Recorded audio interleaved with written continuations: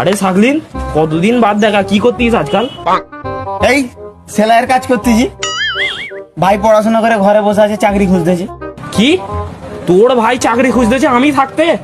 আমার ভাই মানুষের চাকরি করে দেয়, তোর ভাইয়েরও করে দেবে, এবার থেকে আমার দায়িত্ব। না না থাক, লাগবে না। ওই ওরকম চাকরি তো 10-12 লাখ টাকা নিয়ে চাকরি করে দেয়। আরে না না তুই 8 লাখ টাকা দিবি। থাক, লাগবে নে। আরে 8 লাখ টাকাটা কি আমরা নেবো নাকি? ও তো ইন্টারভিউয়াররা নেবে। মাইনে কত? 15,000 টাকা। আরে একটু বাড়ালে ভালোই হয়। আরে 15,000 তো ইন্টারভিউয়ারে, তুমি পাবে 6,000। না লাগবে নে দাদা, চলো। প্রত্যেক সব যে সে চলেইছে। যাতা মানে?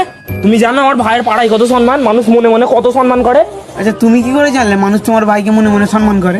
আরে বড় বড় মানুষের নামের আগে দা লাগানো হয়, যেমন দা সচিন তেন্ডুলকার, দা বিরাট কোহলি, দা ক্রিস্টিয়ানো রোনাল্ডো, দা শাহরুখ খান, দা সালমান খান। তেমনি আমার ভাইকে সম্মান দিয়ে মানুষ দা লাল বলে।